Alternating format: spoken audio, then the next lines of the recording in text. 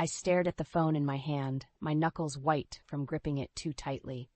Ethan's voice echoed in my ears, but I couldn't make sense of his words. My husband of 15 years, the father of our daughter, was telling me something that shook the very foundation of our life together.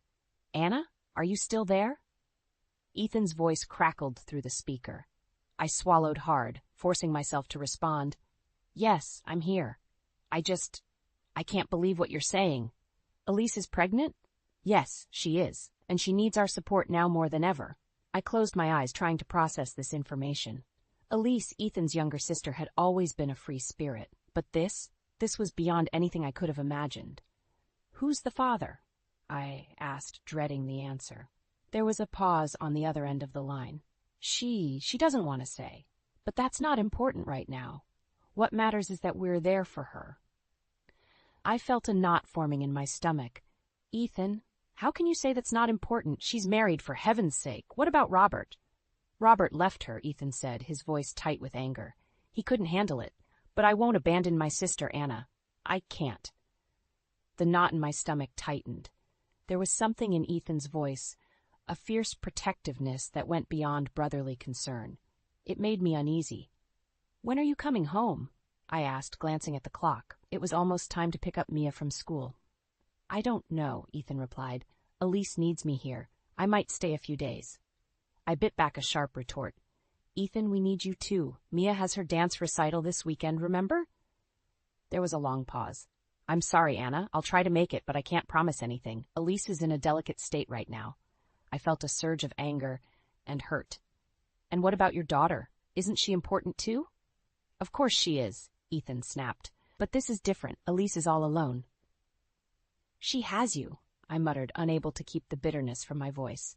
"Anna, please try to understand. I'll be home as soon as I can." The line went dead before I could respond. I stared at the phone, a mixture of emotions swirling inside me. Concern for Elise, anger at Ethan, and a growing sense of unease about the whole situation. The sound of the front door opening startled me out of my thoughts. "Mom? I'm home!" Mia's cheerful voice called out. I quickly composed myself, pushing my worries aside. "In the kitchen, sweetie?" Mia bounced in, her backpack slung over one shoulder. At 12, she was the spitting image of Ethan, with his dark hair and bright blue eyes. "Where's Dad?" she asked, looking around. I forced a smile. "He had to go help Aunt Elise with something. He'll be home in a few days." Mia's face fell. "But my recital." "I know, honey," I said, pulling her into a hug. "He'll try his best to make it." As I held my daughter, I couldn't shake the feeling that something fundamental had shifted in our family. Ethan's reaction to Elise's pregnancy, his eagerness to drop everything for her, it all felt wrong somehow. I pulled back, looking into Mia's eyes. "How about we practice your routine one more time before dinner?" Mia's face lit up. "Really? You have time?" "For you? Always," I said, meaning every word. As we moved to the living room, clearing space for Mia to dance, I pushed my worries to the back of my mind. But they lingered there. A shadow over what should have been a normal evening at home. Whatever was going on with Ethan and Elise, I had a sinking feeling that our lives were about to change dramatically. And not for the better. The days after Ethan's phone call blurred together in a haze of forced normalcy and mounting tension. I tried to keep things steady for Mia's sake, but every time my phone buzzed, I felt my stomach clench. It was a week before Ethan finally came home. I was in the kitchen when I heard the front door open. "Daddy!" Mia's excited shriek echoed through the house. I wiped my hands on a dish towel, steeling myself for the confrontation I'd been rehearsing all week. But when I walked into the living room, the words died in my throat. Ethan looked different. Haggard, with dark circles under his eyes, but there was an unsettling intensity in his gaze as he hugged Mia. "Hey, sweetie," he said, his voice rough. "I missed you." "I missed you too, Dad," Mia replied, beaming. "Did you see my recital video? Mom recorded it for you." A flicker of guilt crossed Ethan's face. "I'm sorry I missed it, honey. I'll watch it soon, I promise." I cleared my throat. "Mia, why don't you go finish your homework? I need to talk to your father." Once Mia was upstairs, I turned to Ethan. "How's Elise?" He ran a hand through his hair. "She's managing. The pregnancy's been hard on her." "And how are you managing?" I asked, unable to keep the edge from my voice. Ethan's eyes narrowed. "What's that supposed to mean?" It means you've been gone for a week, Ethan. You missed your daughter's recital. You've barely called. I told you Elise needed me, he snapped. She's going through a difficult time. And we're not? I shot back. Do you have any idea how hard it's been trying to explain to Mia why her father wasn't here? Ethan's face softened. I'm sorry, Anna. I know it's been tough, but Elise, she's all alone. She needs support. What about Robert? I asked. Has he really just abandoned her and their unborn child? A strange look passed over Ethan's face. Robert's out of the picture. For good. Something in his tone made me pause. Ethan, what aren't you telling me? He looked away. Nothing. It's complicated, that's all. I stepped closer, forcing him to meet my eyes. No, there's more to this. I can tell what's really going on with Elise. Ethan's jaw clenched. Drop it, Anna. It's family business. I am your family, I exclaimed, my voice rising. Or have you forgotten that? Of course not, he said, but his eyes slid away from mine. Look, I'm tired. Can we talk about this later? Before I could respond, Mia's voice called down from upstairs. Mom? Dad? Is everything okay? I took a deep breath, forcing my voice to steady. Everything's fine, sweetie. Just grown-up talk. Ethan used the interruption to retreat. I'm going to take a shower, he muttered, heading for the stairs. I watched him go, a cold feeling settling in my chest. This wasn't just about Elise's pregnancy. There was something more, something Ethan wasn't telling me. That night, as we lay in bed, the silence between us felt like a chasm. I turned to face Ethan's back, watching the rise and fall of his breathing. Ethan, I whispered, what's happening to us? He didn't respond for so long I thought he'd fallen asleep. Then, so quietly I almost missed it, he murmured. I don't know, Anna. I just don't know. I rolled onto my back, staring at the ceiling. The man lying next to me suddenly felt like a stranger. The life we'd built together, the love we'd shared, it all seemed to be slipping away, and I didn't know how to stop it. As I drifted off into an uneasy sleep, one thought kept circling in my mind. Whatever was going on with Elise, it was tearing my family apart, and I was determined to find out why, no matter the cost. The shrill cry of a newborn pierced the air as I stood in the hospital corridor, my hands clenched at my sides. Ethan burst out of the delivery room, his face flushed with excitement. It's a boy, he exclaimed, grabbing my shoulders. Owen's here, Anna. He's perfect. I forced a smile, trying to match his enthusiasm. That's wonderful, Ethan. How's Elise? She's doing great, he said, his eyes shining. Come on, you have to see him. As we entered the room, I saw Elise cradling a tiny bundle. She looked up, her face glowing despite the exhaustion evident in her eyes. Anna, meet your nephew. I approached the bed, peering down at the infant. My heart softened at the sight of his scrunched-up face. He's beautiful, Elise, I said softly. Ethan moved to the other side of the bed, his hand resting on Elise's shoulder. You did amazing, sis, he murmured. Something in his tone made me look up sharply. The tenderness in Ethan's eyes as he gazed at Elise and Owen sent a chill down my spine. Where's Mia? Elise asked, breaking the moment. She's with my parents, I replied. We thought it best not to bring her to the hospital. Ethan frowned. She should be here to meet her cousin. It's late, Ethan, I said, trying to keep my voice even. She has school tomorrow. He waved dismissively. This is more important. I'll go pick her up. No, I said firmly. She needs her sleep. We can bring her tomorrow. Ethan's eyes flashed with anger. But before he could respond, a nurse entered to check on Elise and Owen. As weeks passed, Ethan's devotion to Elise and Owen only intensified. He was constantly at their house helping with feedings, diaper changes, and midnight wake-ups. Meanwhile, our own home life suffered. One evening, I found Mia sitting alone at the dinner table, pushing food around her plate. Sweetie, what's wrong? I asked, sitting beside her. She looked up, her eyes brimming with tears. Why doesn't Dad want to be with us anymore? My heart shattered. I pulled her into a tight hug. Oh, honey, your dad loves us very much. He's trying to help Aunt Elise right now. But why does he have to help her all the time? Mia sniffled. Can't someone else do it? I had no answer for her. The truth was, I'd been asking myself the same question. Later that night, I confronted Ethan as he came home late again. This has to stop, Ethan, I said, my voice trembling with suppressed anger. Mia thinks you don't want to be with us anymore? Ethan's face hardened. That's ridiculous. Of course I want to be with you, but Elise needs me right now. And we don't, I shot back.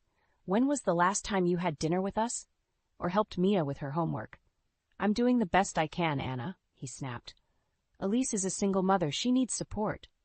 And what about your own family? I asked, my voice rising. We need you too, Ethan. He ran a hand through his hair, frustration evident in every line of his body.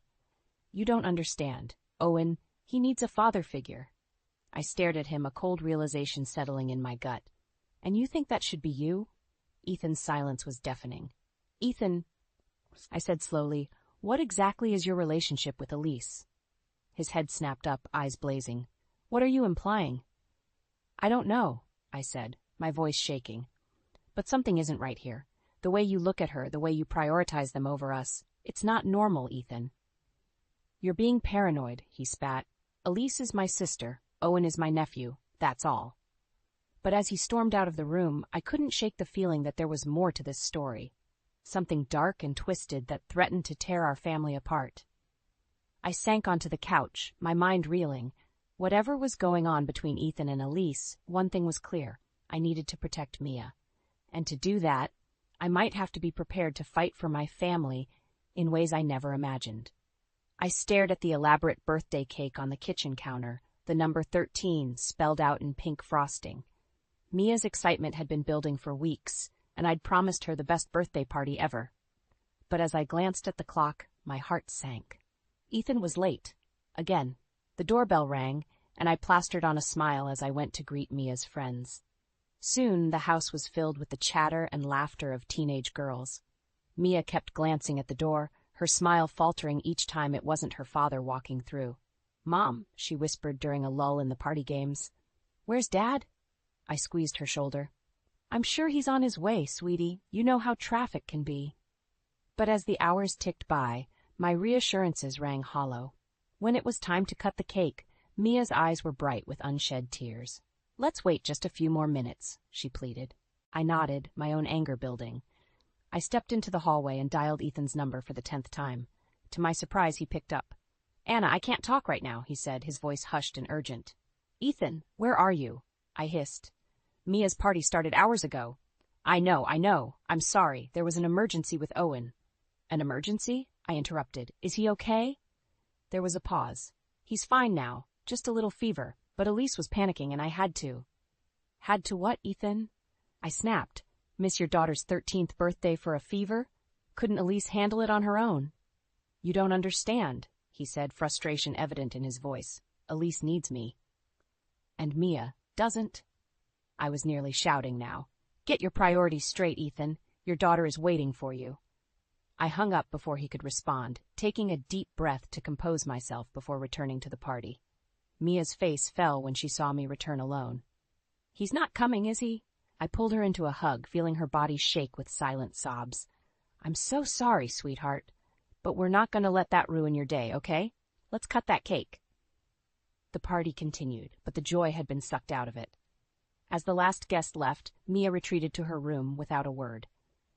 I was clearing up when Ethan finally came home, looking haggard and guilty. Where's Mia? He asked, his eyes darting around the room. In her room, I said coldly. Crying, probably. Nice of you to show up. Ethan's face crumpled. Anna, I'm sorry. I didn't mean to. Save it, I cut him off. I'm not the one you need to apologize to. He nodded and headed upstairs. I followed, lingering in the hallway as he knocked on Mia's door. Mia? Sweetheart, can I come in? There was no response. Ethan opened the door slowly and I heard Mia's muffled sobs. Oh, honey, Ethan said, his voice breaking. I'm so sorry. Why weren't you here? Mia's voice was small and hurt. Don't you care about me anymore? Of course I do, Ethan exclaimed. You're my little girl. I love you more than anything. Then why are you always with Aunt Elise and Owen? Mia asked. Don't we matter anymore? There was a long pause. When Ethan spoke again, his voice was strained. It's complicated, sweetheart. Aunt Elise and Owen, they need me right now. And we don't. Mia's voice rose. I needed you today, Dad, and you weren't here. I couldn't take it anymore. I stepped into the room, my eyes locking with Ethan's. I think you should go, I said quietly. Ethan looked between Mia and me, desperation in his eyes. Anna, please. No, I said firmly. You've made your choice, Ethan. Now you need to live with it. As Ethan left, his shoulders slumped in defeat. I sat on the bed and pulled Mia close. She clung to me, her tears soaking my shirt. In that moment, I knew things would never be the same. The life we'd built was crumbling, and I had to decide how to protect what mattered most, my daughter. The tension in our house had become unbearable since Mia's birthday disaster. Ethan was spending more time than ever at Elise's, and when he was home, the silence between us was deafening. I'd reached my breaking point. One evening, as Ethan was heading out yet again, I blocked the door. "We need to talk," I said firmly. He sighed, checking his watch. "Can it wait? Elise is expecting me." "No, it can't," I snapped. "Sit down, Ethan. Now." Reluctantly, he followed me to the living room. I took a deep breath, steeling myself for the confrontation I'd been avoiding for months. "What's really going on between you and Elise?"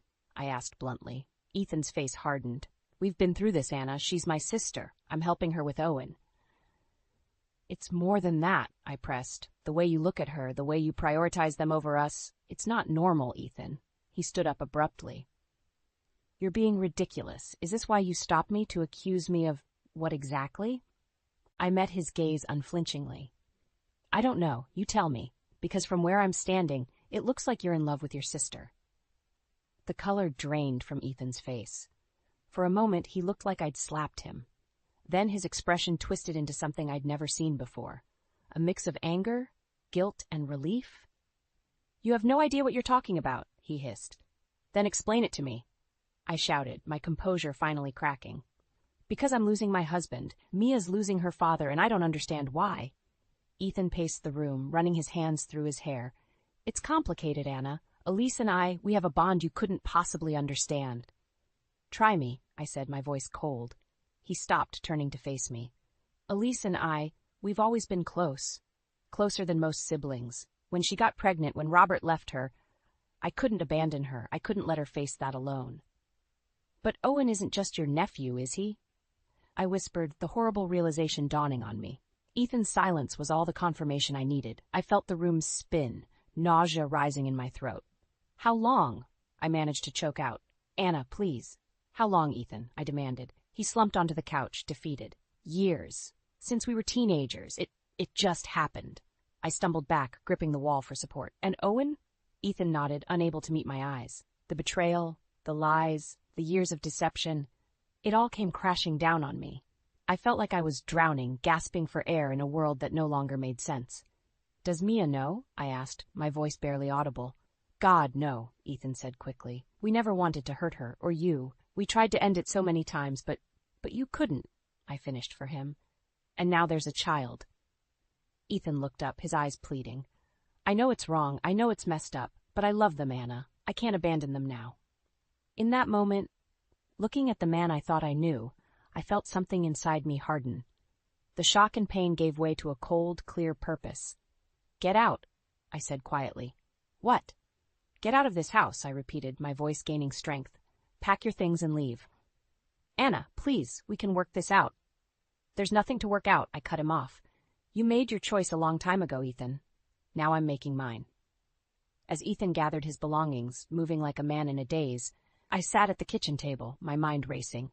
I knew the road ahead would be hard. Explaining this to Mia, dealing with the inevitable fallout when the truth came out, it would be a nightmare. But as I heard the front door close behind Ethan for the last time, I felt a strange sense of calm. The life I thought I had was over, but in its place, I saw a chance for something new. A life built on truth, not lies. A life where I could protect Mia from the twisted web her father had woven. It wouldn't be easy, but as I climbed the stairs to wake Mia and begin the hardest conversation of our lives, I knew one thing for certain. We would survive this. We had to. The invitation to Owen's first birthday party sat on our kitchen counter like a ticking time bomb. Mia eyed it warily, her young face etched with a wariness no 13-year-old should possess. "Do we have to go, Mom?" she asked, her voice small. I sighed, pulling her close. "I think we should, sweetie. He's still your cousin." The truth was, I dreaded this party as much as Mia did. But after months of separation and tense co-parenting arrangements, I felt we needed to make an appearance, if only to show Ethan we were moving on. As we pulled up to Elise's house, my stomach churned. Colorful balloons decorated the front yard, a cheerful facade that felt like a mockery of the turmoil beneath. Ethan greeted us at the door, his smile strained. "Anna, Mia, I'm glad you came." Mia brushed past him without a word, heading straight for a group of cousins in the backyard. I followed Ethan inside, steeling myself for what lay ahead. The house was filled with family members, many of whom shot curious glances our way.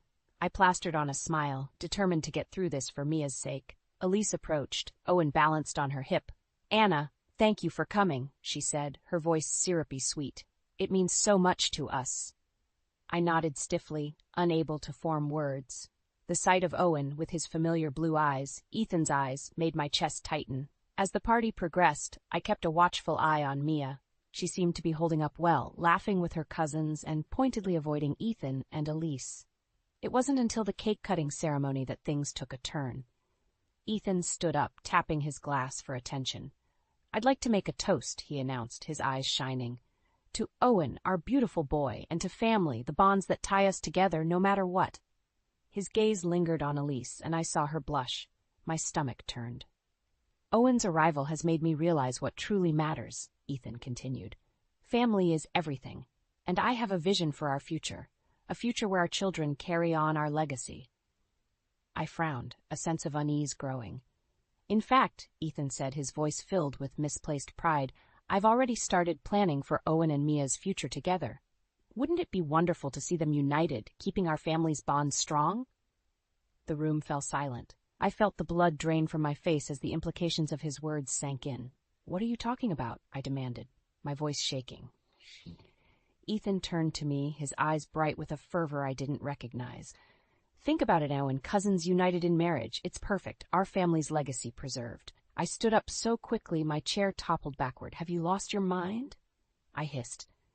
"Mia is 13. Owen is a baby. And they're cousins. It's not unheard of."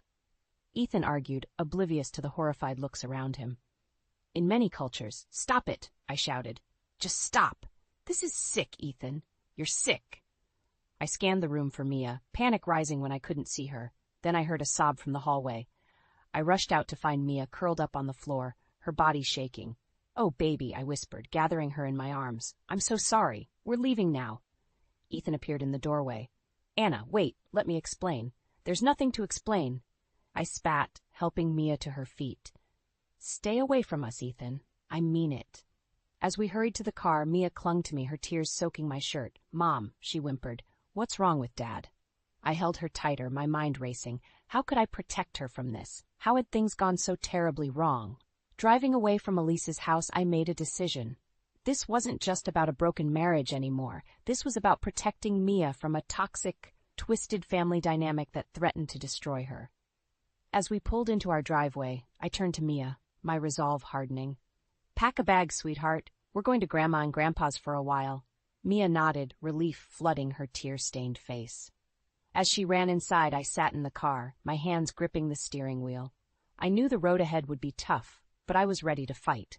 For Mia, for our future, for the family we deserved. The drive to my parents' house was a blur of streetlights and Mia's muffled sobs. My hands gripped the steering wheel so tightly my knuckles turned white, my mind racing with the enormity of what had just happened. As we pulled into the driveway, my mother rushed out, her face etched with concern. "Anna, what's wrong? Is Mia okay?" I shook my head, unable to form words. We stumbled inside, Mia clinging to me like a lifeline. "It's Ethan," I finally managed to choke out. He's lost his mind." Over cups of strong tea, with Mia safely tucked away in the guest room, I poured out the whole sordid story to my parents. Their faces morphed from shock to horror to outrage. "You can't go back there," my father said firmly. "You and Mia will stay here as long as you need." I nodded gratefully, feeling a small measure of relief, but I knew this was just the beginning. The next morning, as Mia slept, my phone buzzed incessantly with messages from Ethan. "Anna, please, let me explain. You're overreacting. Think of Mia. We can work this out. Come home." I deleted each one, my resolve strengthening with every plea. But then came a message that made my blood run cold. "If you don't bring Mia home, I'll file for full custody. Don't test me, Anna." My hands shook as I showed the message to my parents. "He can't do that, can he?" I whispered. My father's face hardened. "We won't let him. I'm calling our lawyer right now." The next few days were a whirlwind of legal consultations and hushed conversations. Mia wandered through the house like a ghost, her eyes haunted. I tried to shield her from the worst of it, but I knew she sensed the tension.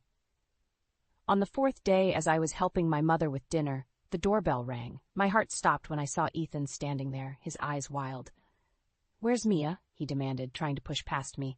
I stood my ground. "You need to leave, Ethan. Now. She's my daughter," he shouted. "You can't keep her from me." Mia appeared at the top of the stairs, her face pale. "Dad?" Ethan's expression softened.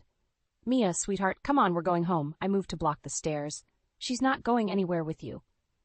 Ethan's face contorted with rage. He lunged forward, grabbing my arm. "You can't do this, Anna. You can't take my family away from me. Let go of her." My father's voice boomed as he appeared from the kitchen, phone in hand. "The police are on their way, Ethan. Leave now, or you'll be arrested." For a moment I thought Ethan might actually hit my father, but then, as if deflating, he released my arm and stumbled back. "This isn't over," he hissed. "I'll see you in court." As he stormed off, I collapsed against the wall, my legs giving out. Mia rushed down the stairs, throwing herself into my arms. "Mom," she sobbed, "I'm scared." I held her tight, my own tears falling. "I know, baby. I am too, but we're going to be okay. I promise. I promise." That night, as Mia finally slept, curled up next to me in the guest room bed, I stared at the ceiling, my mind racing. The life I'd known was gone, shattered beyond repair. The man I'd loved, the father of my child, had become a stranger, a threat. I knew the road ahead would be hard. A custody battle, the inevitable gossip and judgment from those who didn't know the whole story, the challenge of rebuilding our lives from scratch. But as I looked at Mia's peaceful face, I felt a fierce determination well up inside me. No matter what it took, no matter how hard I had to fight, I would protect my daughter. I would give her the safe, loving home she deserved, even if it meant facing down Ethan and his twisted family alone. As the first light of dawn crept through the window, I made a silent vow. This wasn't just about survival anymore. This was about reclaiming our lives, our happiness, our future. And I was ready for the fight. The courtroom felt suffocating as I sat, hands clasped tightly in my lap, waiting for the judge to return with her decision. Mia sat beside me, her face pale but determined. Across the aisle, Ethan glared, his eyes cold and unfamiliar. The past 6 months had been a nightmare of legal battles, therapy sessions, and sleepless nights. But through it all, Mia and I had grown stronger, our bond unbreakable in the face of adversity. The judge entered, her face unreadable. "In the matter of custody for Mia Stewart, I've reached a decision." I held my breath, feeling Mia's hand slip into mine. "Full custody is granted to Anna Stewart, with supervised visitation for Ethan Stewart, for pending completion of mandatory counseling and evaluation." Relief washed over me like a tidal wave. Mia threw her arms around me, tears streaming down her face. "We did it, Mom," she whispered. As we left the courtroom, Ethan approached, his face a mask of anger and desperation. "This isn't over, Anna. I'll appeal." "No, Ethan." I cut him off, my voice steady. "It is over. For Mia's sake, get help. Be the father she deserves." With that, we walked away, leaving behind the shattered remains of our old life. The next few months were a whirlwind of change. We moved into a small apartment, just Mia and me. I found a job at a local community center helping families in crisis. The irony wasn't lost on me, but the work felt right, like I was finally where I was meant to be. Mia thrived in her new school, making friends and rediscovering her love for art. Slowly, the haunted look left her eyes, replaced by a spark of joy and hope. One evening, as we sat on our tiny balcony watching the sunset, Mia turned to me. "Mom, are you happy?" I looked at her, really looked at the strong, resilient young woman she was becoming, and felt a surge of pride and love. "Yes, sweetheart, I am. Are you?" She nodded, a small smile playing on her lips. "I am. I miss Dad sometimes, but I'm glad we're here. Just us." I pulled her close, kissing the top of her head. "Me too, baby. Me too." As the years passed, our little family of 2 grew stronger. Ethan eventually completed his counseling and began supervised visits with Mia. It wasn't perfect, but it was progress. Elise and Owen faded into the background, a painful chapter closed. On Mia's 18th birthday, we threw a small party in our apartment. As I watched her blow out the candles, surrounded by friends and laughter, I felt a sense of peace wash over me. Later that night, as we cleaned up, Mia hugged me tightly. "Thank you, Mom," she said, her voice thick with emotion, "for everything, for being strong enough for both of us." Tears pricked my eyes as I held her close. "Oh, Mia, you were the strong one. You gave me the courage to fight." As she pulled away, wiping her eyes, she grinned. "We make a pretty good team, huh?" I laughed, feeling lighter than I had in years. The best. That night, as I lay in bed, I reflected on the journey that had brought us here. The pain, the fear, the heartbreak, it had all led to this moment of quiet joy. I'd lost the life I thought I wanted, but I'd gained something far more precious, a true understanding of my own strength and an unbreakable bond with my daughter. I thought of the frightened, confused woman I'd been all those years ago, receiving that fateful phone call from Ethan. If I could go back, I'd tell her, "You're stronger than you know. Trust yourself. Fight for what matters. The road ahead is hard, but the destination is worth every step." As I drifted off to sleep, I felt a sense of peace settle over me. We'd weathered the storm, Mia and I. We'd faced the darkness and emerged into the light, scarred but unbroken. And whatever challenges lay ahead, I knew we'd face them together, with love, courage, and the unshakable bond between a mother and daughter. In the end, that was the greatest victory of all.